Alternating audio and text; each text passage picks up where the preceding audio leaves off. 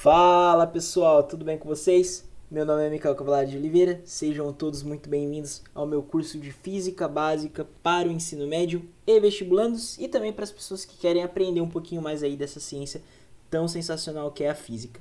Bom, vamos lá então galera, hoje a gente está aí com a aula de número 3, notação científica, algarismos significativos e ordem de grandeza, beleza?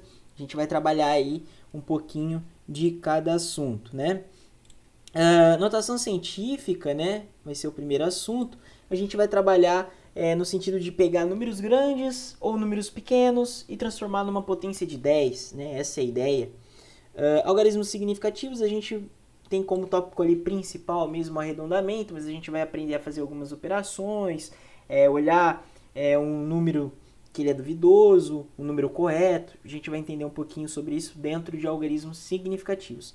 E ordem de grandeza a gente vai identificar ali qual que é a ordem de grandeza de algum determinado valor e tudo mais. E o que é ordem de grandeza, beleza? Então bora lá, vamos começar. Notação científica, né, é uma notação muito prática no dia a dia dos físicos, dos engenheiros, porque facilita a trabalhar com certos números que muitas das vezes são números muito grandes, outras vezes muito pequenos, e aí a notação científica nesse formato aqui ajuda a condensar esse valor, né? Um valor muito grande num valor apenas na potência de 10. Essa é a ideia da notação científica, né?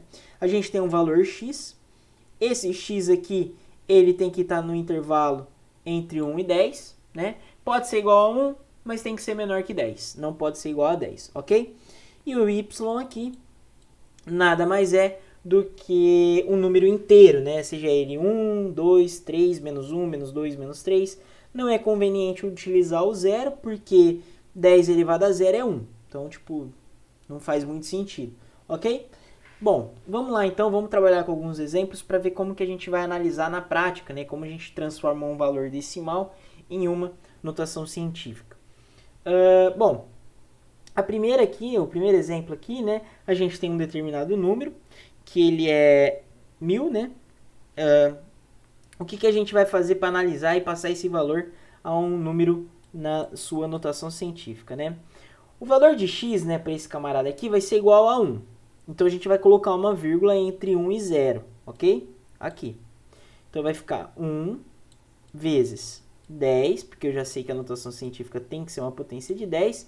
E agora a gente vai contar quantas casas a gente tem depois da vírgula, ok? Nesse caso, 1, 2, 3. Tem 3 casas depois da vírgula, ok? Então a gente conta para a direita, né? Então vai ter 3 casas depois da vírgula, então vai ficar 1 vezes 10 ao cubo, né? Então, em notação científica é exatamente esse cara aqui. Eu coloquei n, né? Na verdade é n aqui, né? Aqui seria um n, né? No slide depois eu vou corrigir. Exemplo 2, 0,001, né? Em notação científica vai ser 10 a menos 3. Vamos ver o porquê? Eu tenho que meu x ele tem que ser igual a 1. Então eu vou vir aqui e vou colocar uma vírgula aqui, ok? Então vai ficar, eu vou contar agora quantas casas tem antes da vírgula, né? Nesse caso vai ter 1, 2, 3 casas antes da vírgula. Então vai ficar 1 vezes 10 elevado a menos 3, ok?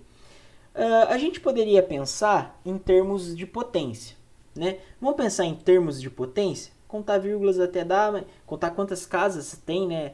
Antes da vírgula ou depois da vírgula até dá, mas também dá pra gente analisar através de potência, né? Por exemplo, 1000, né? Que é o caso do exemplo 1, eu posso escrever como sendo 10 vezes 10 vezes 10. Como a nossa notação científica ela tem como ideia a base 10, então isso aqui, né, eu tenho a mesma base, vou somar os expoentes, né, como cada um é 1, então a gente vai ter o que? 10 ao cubo. Então 1000 é equivalente a 10 ao cubo. Tudo bem? Quem que é o inverso de 1000, né? Então aqui seria para a forma direta, né? Só que a gente também tem a forma inversa, né? 1 dividido por 1000, certo? 1 dividido por 1000, que é igual a 1 sobre 10 ao cubo, né? Bom, tem uma propriedade dentro de potências. Mais para frente, né, eu vou disponibilizar uma playlist aqui de matemática básica. A gente vai trabalhar com algumas coisas um pouco básicas, como potência, falar algumas funções ali, função afim, função de segundo grau, função exponencial. A gente vai conversar um pouquinho sobre isso um pouco mais para frente. Eu vou criar uma playlist de matemática básica e aí isso aqui eu vou explicar tudo lá, logaritmo e tal. Nesse caso, né, a propriedade de potência é que esse 10 elevado ao cubo passa para cima, né, passa para cima como 10 elevado a menos 3, né? Passa para cima como 10 elevado a menos 3. Tudo bem? Porque é uma propriedade de potência, certo? É uma definição. Tem como provar, depois uma outra hora aí eu mostro para vocês. Bom, vamos lá então. Dando continuidade. Exemplo 3. Né? A gente vai utilizando aquela ideia da vírgula, casas após a vírgula e casas antes da vírgula, beleza? Então vamos lá. A gente tem aqui um valor, esse valor é um valor muito grande, né? É 152 bilhões, né? A gente tem que analisar ele. Então vamos lá. Eu tenho, veja só, eu tenho aqui, né, o meu x, nesse caso, meu x para esse caso, ele tem que ser quem? Tem que ser um valor no intervalo de 1 a 10, né? E nesse caso seria o quê? 1,52. Essa vírgula ela é um pouco imaginária, né?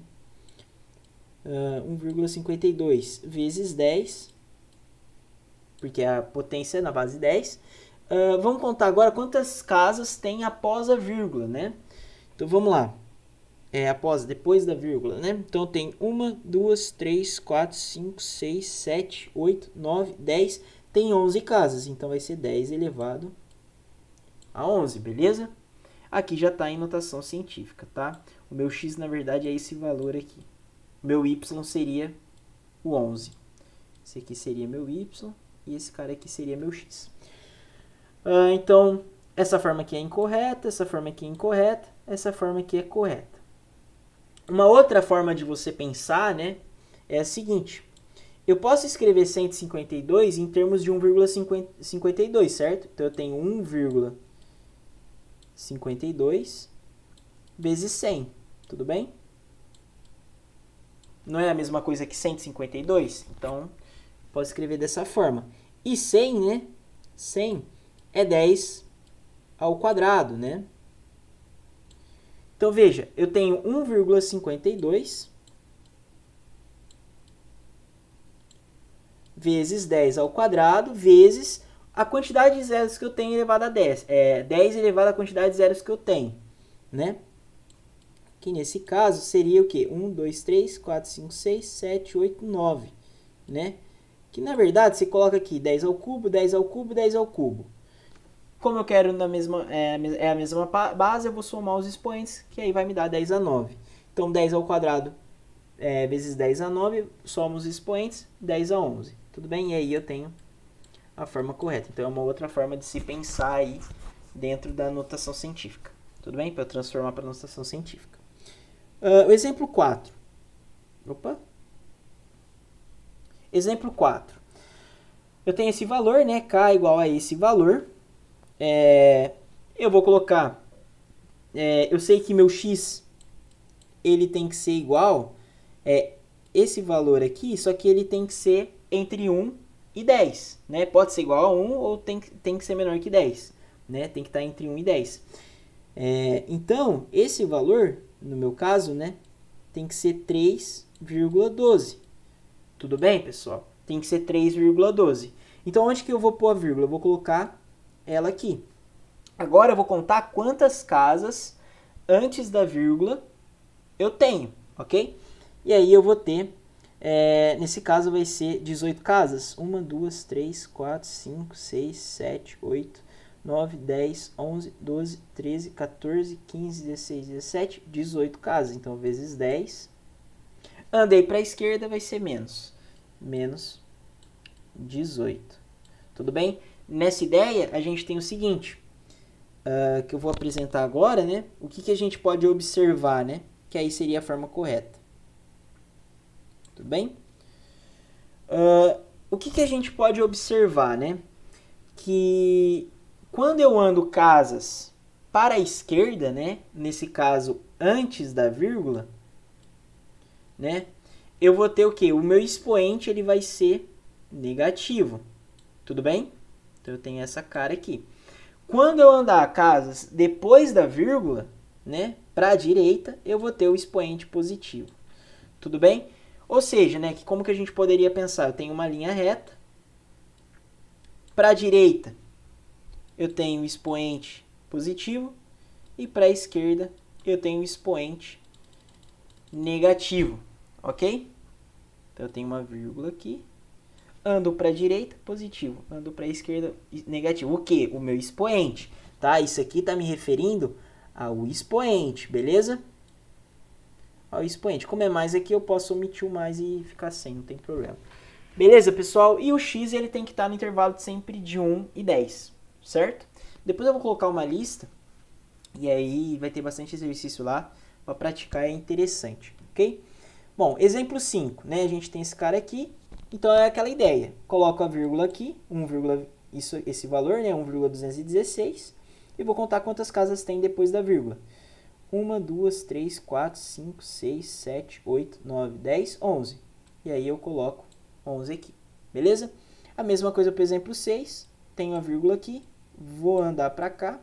Aqui, ó, a gente andou para a direita, certo? Nesse caso, a gente vai andar para a esquerda. Então, 1, 2, 3, 4, 5. Então, menos 5. Beleza, pessoal? Essa é a ideia, tá? A notação científica é isso. Ela serve para você pegar um número que é muito feio, né? Aparentemente, um decimal gigantesco, e transformar ele numa potência de base 10, né? E aí fica condensado, né? Fica algo mais bonitinho de se olhar, né? Bom, vamos lá. Na física, dentro da física, você tem várias constantes físicas. Essas constantes, muitas das vezes, elas têm valores muito grandes ou até mesmo muito pequenos. Dentro da grande parte do estudo da física aparece isso, né? Por exemplo, você tem a velocidade da luz, que é 3 vezes 10 oitava, né? Esse valor aqui, em notação científica, é 3 vezes 10 a oitava. Como exercício, pratiquem aí e vê se dá o resultado. Esse cara aqui, né? Você vai colocar a vírgula. Por exemplo, a constante de Planck, que é um valor muito pequeno. Você coloca a vírgula justamente entre os dois 6, né? 6, aqui. E aí você conta o número de casas que tem aqui. Vai dar um resultado 10 elevado a menos 34. Entendeu? Então é um valor muito pequeno. Esse valor aqui, por exemplo, raio da Terra. Vou colocar a vírgula aqui, né? 6,37. Isso aqui é a mesma coisa que 6,371, né? Vezes 10 elevado ao tanto de casas que eu contei, né? Que vai ser 10 a sexta, né?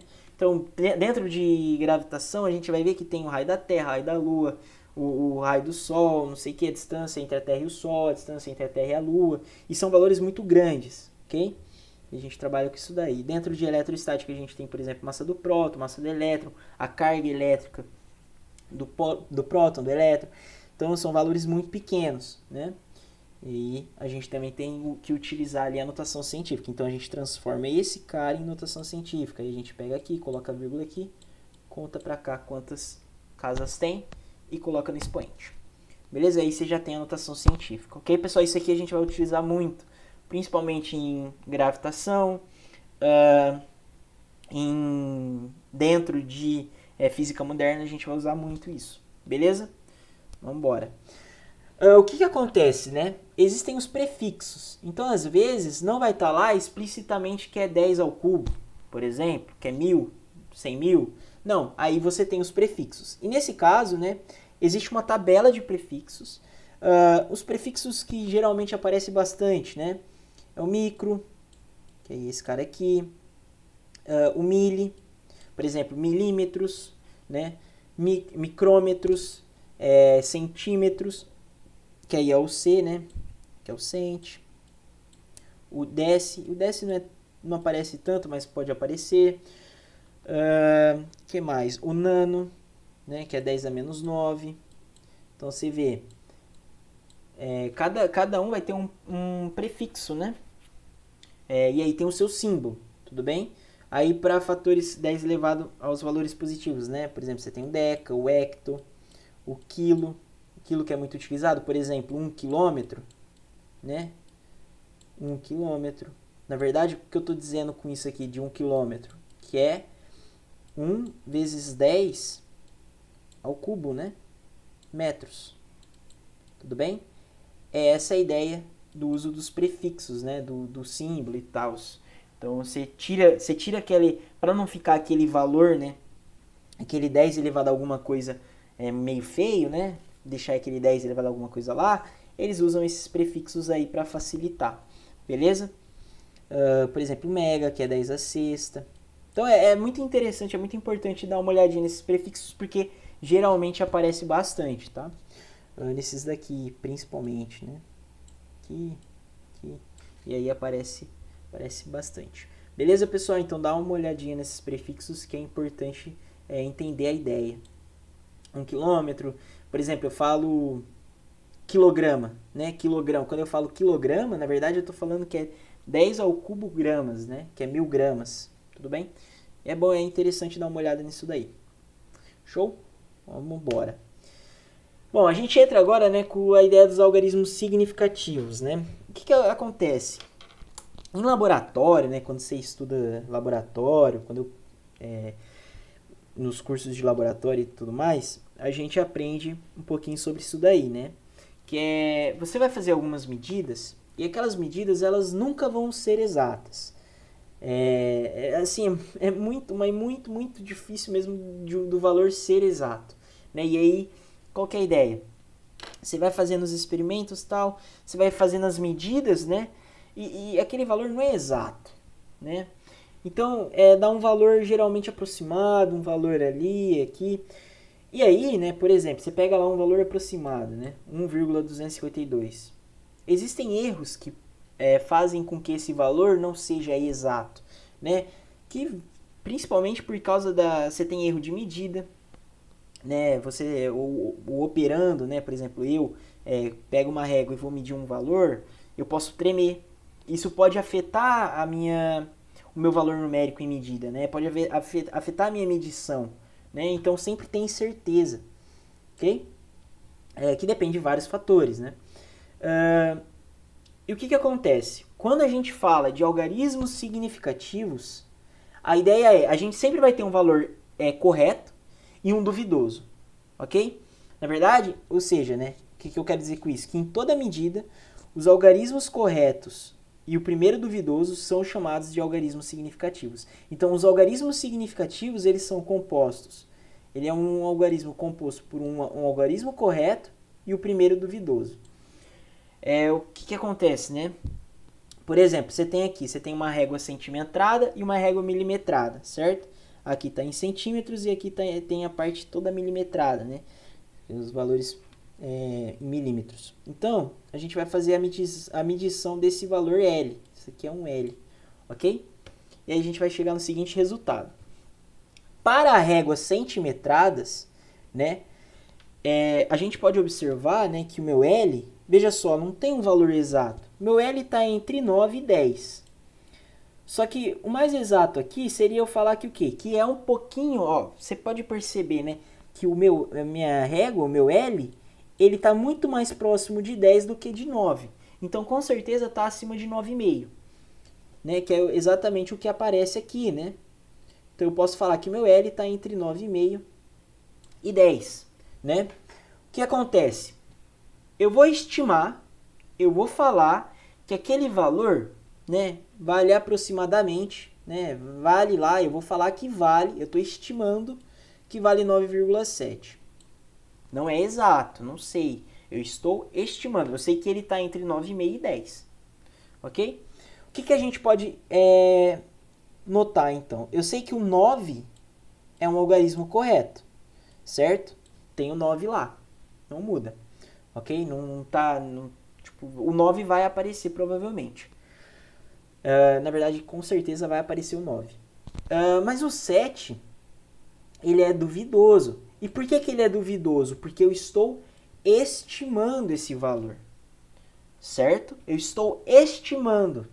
Eu não estou falando que com certeza é 9,7.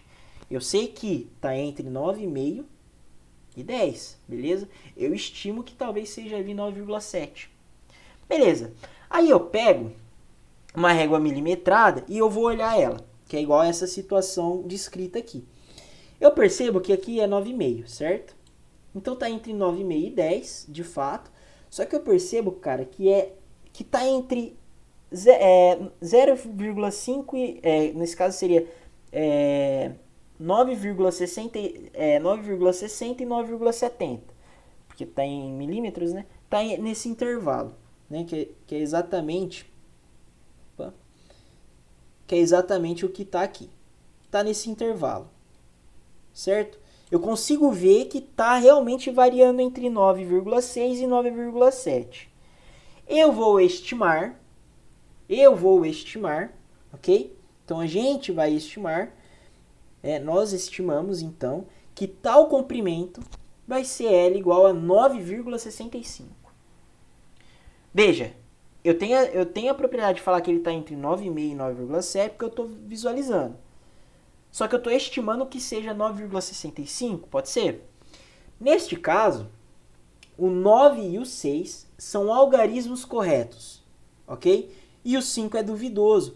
Por que ele é duvidoso? Porque eu estou estimando esse valor. Entendeu?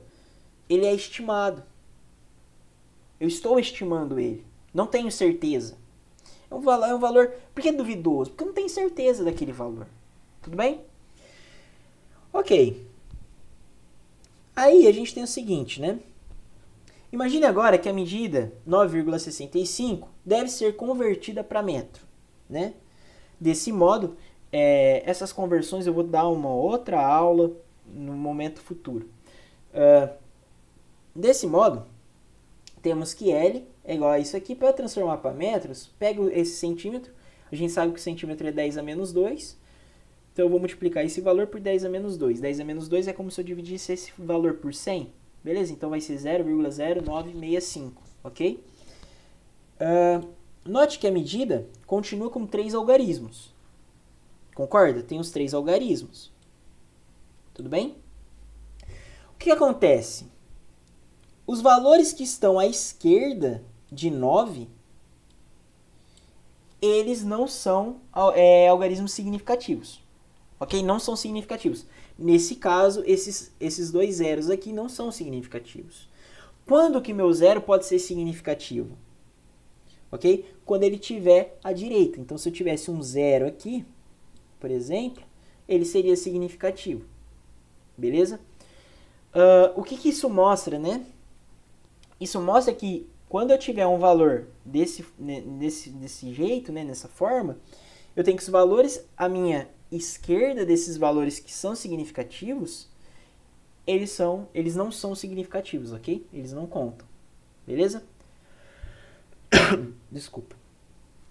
Porém, se o zero estiver à direita, significa então que ele será significativo. Por exemplo, 9,07. A gente tem 3 algarismos significativos. O 0, o 7 e o 9. O 9 e o 0, eles são corretos. O 7, ele é duvidoso. Por que ele é duvidoso? Porque provavelmente eu estou estimando aquele 7. Tudo bem? Tranquila a ideia? É bem tranquilo, né? Com relação ao arredondamento, acho que esse tópico aqui é o mais importante dentro desse assunto, né? É o seguinte. Por exemplo, eu tenho 1,62. Será que eu posso dizer que 1,62 é aproximadamente ali 1,6 ou 1,62 é aproximadamente ali 2? Ou 7,18 aproximadamente 7,2 ou 7,18 aproximadamente 7?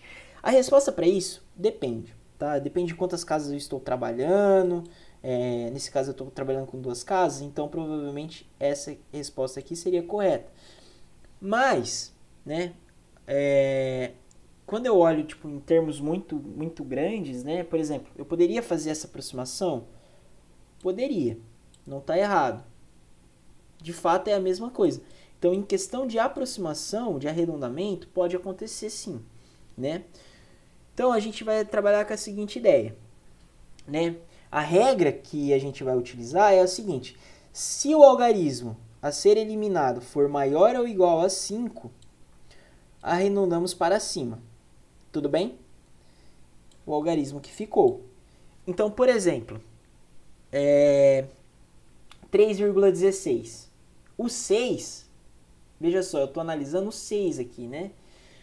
Então, 3,16, o meu 6, ele está mais perto de quem? Do 10 ou do 1?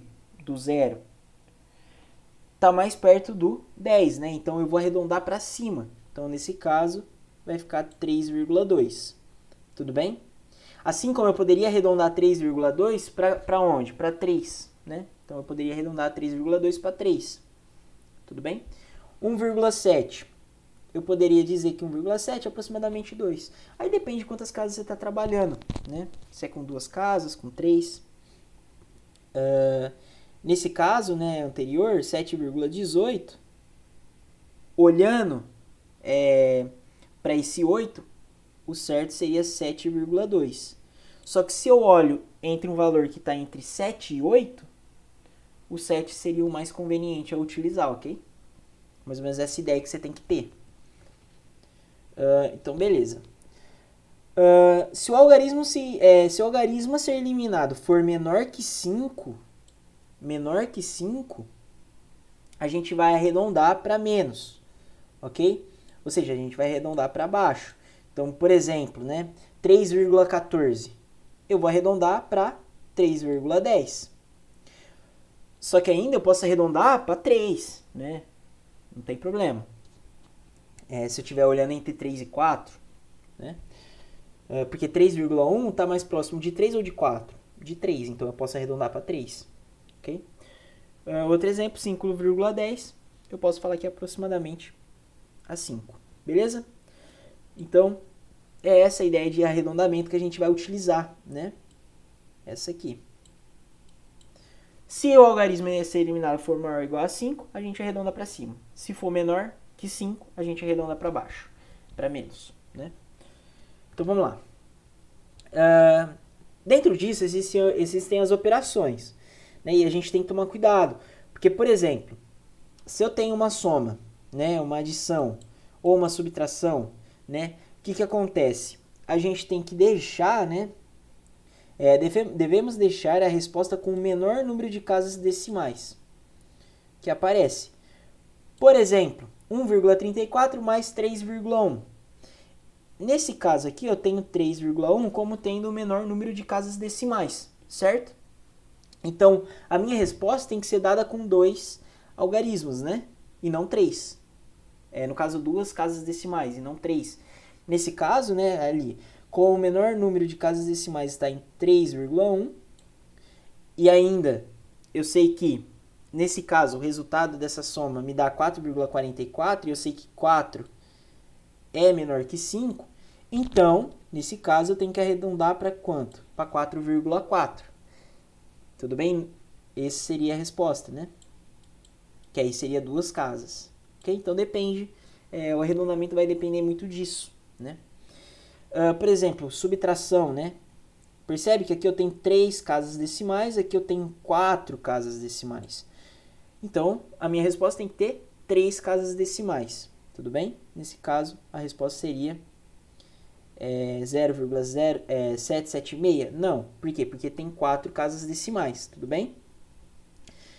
E como o número de casas decimais está em 2,12 e são 3, então eu tenho que ter 3 casas decimais. Eu sei que esse 6 é maior que 5, certo? Então, esse 6 eu vou ter que aproximar para cima, e aí aqui vai ficar 78, exatamente igual tá aqui, ok? Tranquilo? Beleza, então. E esse resultado aí seria próximo de 1, próximo de 0,8. Então, tipo, depende muito. Como a gente tem 3 casas decimais, então é 0,78. Ok? Beleza. Para multiplicação e para divisão também tem essa regrinha, né? Que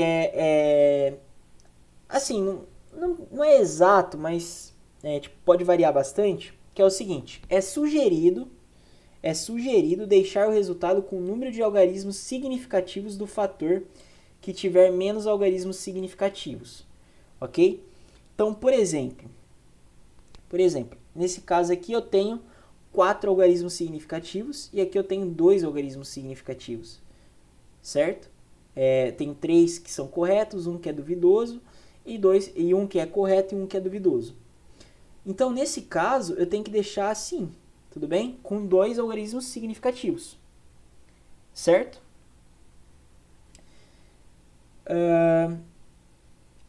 Só que existe o lance de tolerância, você consegue tolerar certos valores, tudo bem? Então, não é um crime, tipo, passar um pouquinho, não é um crime, né? É tolerável, algo que é tolerável, não é algo muito rígido também, mas é bem tolerável quanto a isso. Mas é o seguinte, nesse caso, né, quando você faz essa multiplicação, o que acontece? 4,293 possui 4 algarismos significativos e 3,2 apenas 2, que é o que eu havia comentado agora há pouco. Quando a gente multiplica, eu tenho esse resultado, certo? Nesse caso, né, eu teria que ir arredondando. Então eu vou arredondando. 8 tá próximo, maior ou igual a 5, tá maior que 5, né, no caso. Então eu vou arredondar para 7,4, é um arredondamento possível. Só que eu posso arredondar e aí eu tenho lá 13,7. Só que veja, no caso, a gente poderíamos arredondar para 14, ok? Porque é tolerável, certo? Não tem problema. Tudo bem? Porque são 2 algarismos significativos, certo? Exemplo 2, né? 450 dividido por 20,2. Você faz na calculadora, vai dar esse resultado aqui mais ou menos. Eu não lembro agora se é exatamente, acho que é exatamente esse resultado. Então tá, então agora a gente vai, a gente percebe que o 450 possui 3 algarismos significativos, só que o 20,2 também tem 3, né? Então a gente vai manter com 3 algarismos significativos. Nesse caso a gente tem que ir arredondando, então o 8 vai arredondar, vai ficar 3 aqui. 3 aqui permanece 2, né? Vai mudar. Como é 2 é menor, então aqui permanece 7. 7 é maior, que vai ser 8. Então vai ficar 8 aqui. 8 é maior, então aqui fica 3. Então aí a resposta vai ser 22,3, ok? Seria um valor aproximado aí. O meu arredondamento, ok? Beleza, então. Deu para entender, pessoal? Tranquilo? Nesse caso, né, quando eu faço 2 para 7 ou 2 para 2, 2 é menor. Eu posso manter, né? Não tem problema, eu mantenho, não tem problema. Aí 7 aqui, poderia arredondar esse aqui para menos, mas enfim. Tranquilo, pessoal? Beleza. Qualquer dúvida pode deixar aí nos comentários que eu tento responder claramente. Continuando então, para a gente encerrar a nossa aula, que ela ali foram as operações, né, dentro de algarismos significativos, né, como você fazer a aproximação e tal, beleza. Agora vamos falar sobre a ordem de grandeza. A ordem de grandeza ela é basicamente uma estimativa a se fazer com uma potência de 10, tudo bem? Então eu faço uma estimativa em cima da potência de 10. Por exemplo, eu tenho lá 1,48 vezes 10 elevado a 11 metros. Qual que é a minha ordem de grandeza desse resultado? Percebe que eu posso arredondar esse cara para cá, né? Beleza. Arredondei. Aqui vai aparecer um 5, né? Arredondo para cima, vai aparecer um 5. Bom, apareceu um 5. Vai ficar 1,5. Só que eu posso arredondar esse valor para cima, né? Que é o que a gente tinha combinado. Então vai arredondar para cima. E aí vai ficar 2, né? Eu arredondo para cima fica 2. Né? Mais próximo de 2. Nesse caso, o que acontece? Que é engraçado, né? Nesse caso é 48 aqui, né? A gente pode pensar assim, aqui é 48, então eu posso falar que está mais perto de 1. De fato, né? Está mais perto de 1. Só que quando você entra e aproxima para 1,5, aí depende. Mas de qualquer forma, para a ordem de grandeza, não vai me importar. Concorda? Não vai me importar. Então, como esse valor aqui, né, vai estar mais perto de 1, esse resultado, esse cara aqui está mais perto de 1, ou você pode falar que o 2, né, como a gente aproxima para cima, que 2 que seria o resultado, porque depende muito, né? Tem prova que considera uma coisa ou outra, então eles tentam sempre deixar algo muito tranquilo com relação a isso para fazer aproximações. Mas o que acontece é que aqui, por exemplo, seria 1,5. Só que eu falei que quando é maior ou igual a 5, eu aproximo para mais. Então aqui seria 2. Só que 2 está mais perto de 10 ou de 1?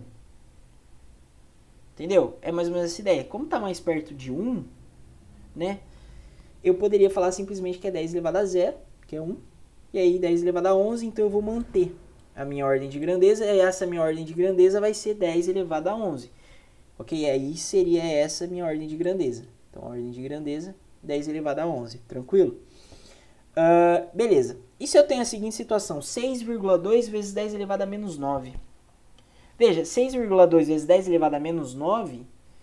6,2, ele está mais próximo, né? Ele está mais próximo de 10. Concorda? Ele está bem mais próximo de 10. Então, né? Nesse caso, fica aqui, vai ser 10 elevado a 1. Eu vou considerar ele como sendo um 10, né? E aí vai ficar 10 elevado a 1. Multiplicado por 10 elevado a 9, certo? E aí eu tenho 10 elevado a menos 8. Outro exemplo.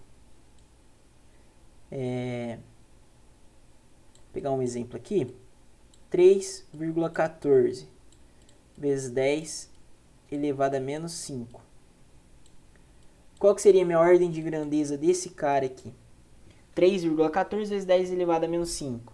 Bom, esse valor aqui está próximo de quem? Está mais próximo de 1, né?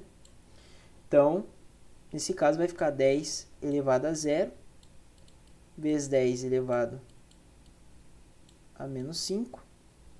Isso aqui vai ser, então, 10 a menos 5. Essa é a minha ordem de grandeza desse cara aqui. E se fosse 7,14? 7,14 está mais próximo de 10. 10 elevado a 1. 10 elevado a menos 5 vezes, mais 1, né? Porque está a mesma base, somos expoentes. Eu teria 10 menos 4. Tudo bem? Essa é a ideia. Tá? A ordem de grandeza basicamente é para você fazer uma estimativa, mais ou menos, aproximado ali. E aí a gente usou a ideia de algarismos significativos, notação científica, e estamos aplicando em ordem de grandeza. Beleza, pessoal? Eu acho que é bastante importante a gente entender essa parte, né? Fazer alguns exemplos, porque realmente utiliza bastante essa ideia, tá? Ordem de grandeza é um outro vestibular que cobra, não me recordo agora se caiu no Enem, mas é legal entender, ver como funciona, beleza? Então, o que eu quero dizer com ordem de grandeza é que se o valor, né, for um valor que é menor que 5, ele vai estar mais próximo de 1, então eu vou considerar ele 10 elevado a 0, né, que é o elemento neutro, então que vale 1. E quando é maior ou igual a 5, né, por exemplo, 6, 7, 8, eu vou considerar que está muito próximo de 10, né, um valor próximo de 10, e aí eu vou colocar 10 elevado a primeira. Então eu somo os expoentes. Tudo bem? Bom, é isso então, acho que a aula de hoje. Muito obrigado pela sua atenção. Na próxima aula a gente começa aí a física mesmo. Análise dimensional foi apenas para a gente entender como funciona o sistema internacional de unidades, como funcionam as unidades, né? As grandezas físicas. Nessa aula foi mais para mostrar como que funciona a notação científica, como fazer um arredondamento correto, o que é uma ordem de grandeza, né? Como analisar. E a próxima aula a gente começa realmente aí com o estudo da física dentro de mecânica com a parte de cinemática, né? Eu vou falar ali um pouquinho do que é o referencial, qual é a definição de corpos em movimento, corpos em repouso. A gente vai trabalhar toda a cinemática aí e todo o resto do curso. Muito obrigado pela sua atenção. Até mais. Valeu. É nóis.